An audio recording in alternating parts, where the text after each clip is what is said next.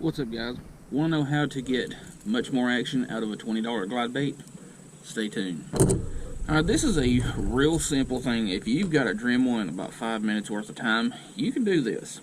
Now, I'm not the one that came up with this. I don't even know if the person that I originally seen doing it is the original, creator of this trick.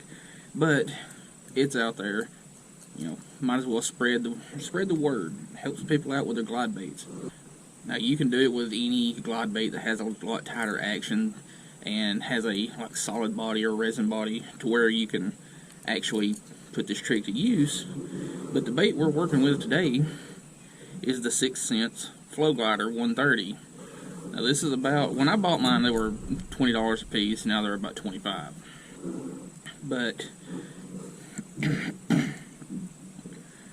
But as you can tell, there's not a lot of action in that bait.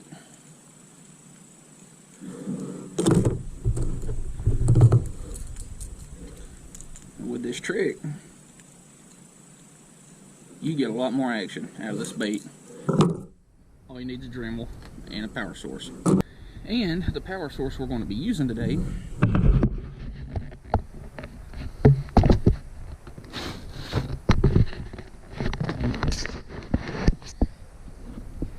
is my homemade lithium battery pack. Just weighs a couple of pounds. I'll leave a link in the description to that video too. Super simple thing to make. I've got an adapter, power cables, phones, or whatever. But yeah, just a little cheap kayak battery, TP for emergencies, but also to keep the battery from moving around. Some pool noodle to keep the battery from moving around, and your little panel here. You got USB ports, cigarette lighter ports to run lights, whatever, or in this case, a cheap little adapter.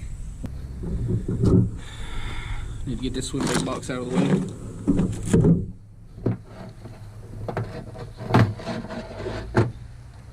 Take our adapter, plug that heifer in,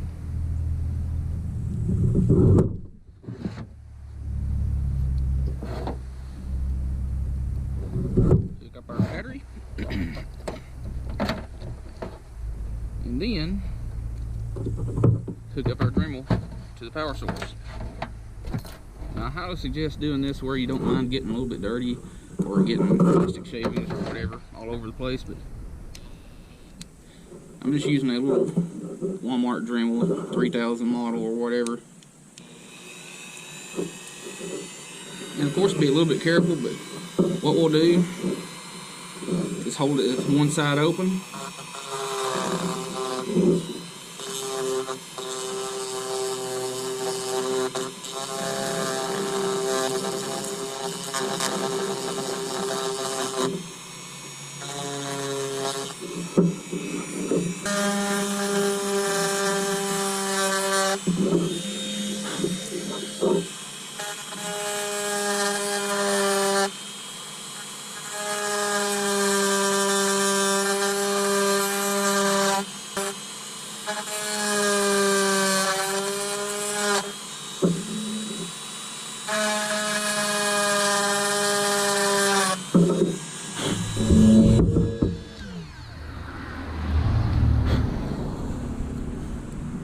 You want to stop every so often just to clean some of that little bit of stuff out of there, and just to make sure you're not cutting into those joints, because if you cut into the joint, the bait's useless.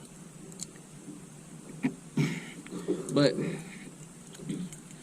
as you can tell, we haven't trimmed much out of this thing, and it's already got a ton more action just from that one side.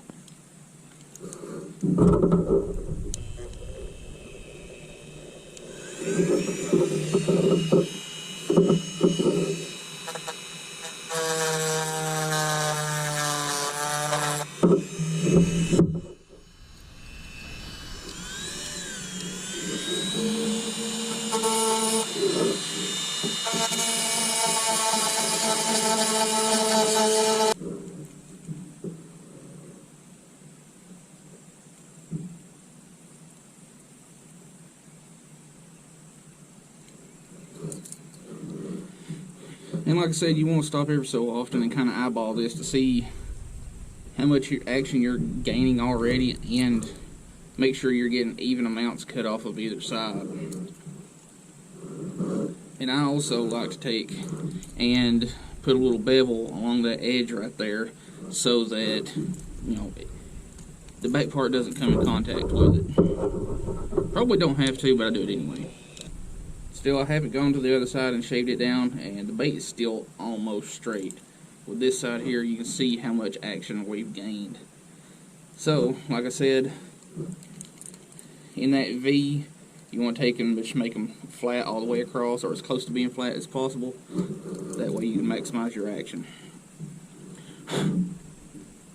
And take and clean out any of the little shavings or whatever down in there so they don't get stuck and cause your bait to just kind of jam up, because these baits here, the flow glider, out of the box, they are kind of notorious for having a stiff action, which requires just using it a lot more to kind of break it in, or just sitting at home basically doing that to loosen them up. So yeah, we're going to eyeball this real quick and just kind of make sure everything's getting even, and then go to the other side.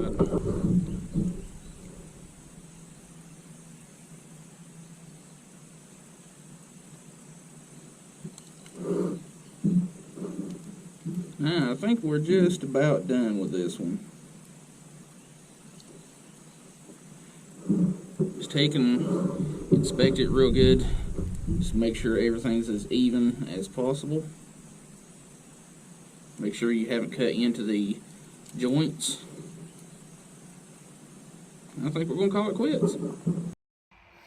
Well, like usual, I forgot to record an outro, so I hope you all enjoyed that little bait modification video.